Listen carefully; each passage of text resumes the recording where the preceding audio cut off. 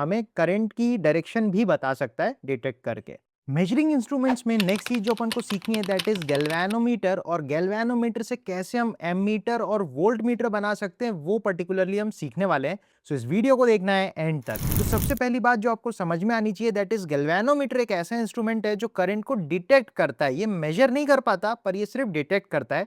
Galvanometer का जो construction है वो मैं आपको मैग्नेटिज्म जब पढ़ाऊंगा तब बेटर तरीके से बता पाऊंगा।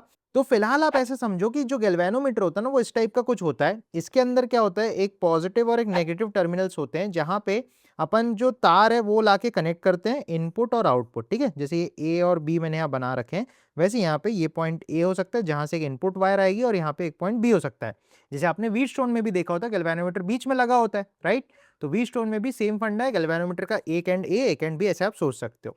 अब गैल्वेनोमीटर जो होता है उसके अंदर एक कॉइल होती है, मतलब ये जो ए और बी से जो पॉइंट्स कनेक्टेड है, जैसे ये ए है और ये बी है, तो इंटरनली हम ऐसा समझ सकते हैं कि एक कॉइल कनेक्टेड होती है और उस कॉइल से ही ये वाला कांटा कनेक्टेड होता है।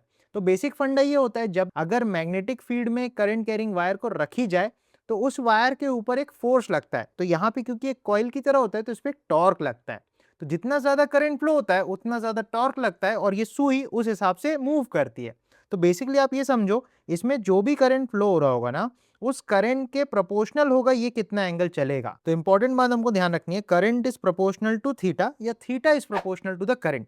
जितना ज्यादा करंट भेजोगे गैल्वेनोमीटर का कांटा उतना ज्यादा मूव करेगा, और जितना कम करंट भेजोगे उतना कम मूव करेगा। करंट नहीं भेजोगे तो कांटा मूव ही नहीं करेगा। तो अल्टीमेटली 100 बात की एक बात हमको ये ध्यान रखनी है, गैल्वेनोमीटर एक ऐसा इंस्ट्रूमेंट है जो करंट को डिटेक्ट करता है कि सिस्टम में है कि नहीं। दूसरी इंपॉर्टेंट बात इसमें अपन को ये समझनी है कि जो गैल्वेनोमीटर की कॉइल होती है ना, ये बहुत ज्यादा लंबी तो नहीं होती। अब लंबी बहुत ज्यादा नहीं होती तो रेसिस्टेंस जो होती है वो रो एल बाई होती है। अब लेंथ बहुत ज्यादा नहीं होती है तो रेसिस्टेंस भी बहुत ज्यादा नहीं होती। मतलब इसका रेसिस्टेंस जो है आप इमेजिन कर सकते हो काफी छोटा होता है, बोल सकते हैं 20 से 50 या इस टाइप का कुछ भी हो सकता है, कम होता है, बहुत ज्यादा नहीं होता, लाइक थाउजेंड्स में नहीं होता या बहुत माइक्रो में नहीं होता, छोटा होता है, ऐसा बनू समझना है। और तीसरी इंपॉर्टेंट बात इसमें यह समझनी है, क्योंकि इसमें रेसिस्टेंस बहुत ज्यादा नहीं होता और आप जो भी करंट यहाँ भेज रहे हो तो वो करंट के करस्पॉन्डिंग यहाँ पे कुछ ना कुछ जूल हीटिंग होगी।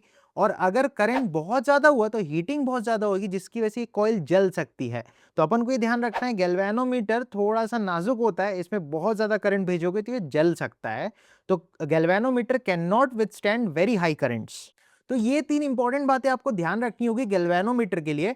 एक और चीज मैं आपसे बताऊंगा, अगर करंट मान लो ए से बी की तरफ फ्लो कर रही है तो गैल्वेनोमीटर का कांटा इस तरफ मूव कर सकता है। ठीक है, इसके अलावा ऐसे भी गैल्वेनोमीटर होता है जिनका जीरो यहाँ पे होता है, तो उस केस में गैल्वेनोमीटर का कांटा बीच में रहता है। और अगर आप करंट ए से बी भेजोगे तो ये राइट साइड डिफ्लेक्ट करेगा, और अगर आप करंट बी से ए भेजोगे तो ये लेफ्ट साइड डिफ्लेक्ट करता है। तो बेसिकली गैल्वेनोमीटर का कांटा हमें करंट की डायरेक्शन भी बता सकता है डिटेक्ट करके। ठीक है, ये बात अपन को ध्यान रखनी है। अब नेक्स्ट चीज आती है एम मीटर की। गैल्वेनोमीटर को कैसे करके हम एम मीटर बना सकते हैं वो सीखते हैं।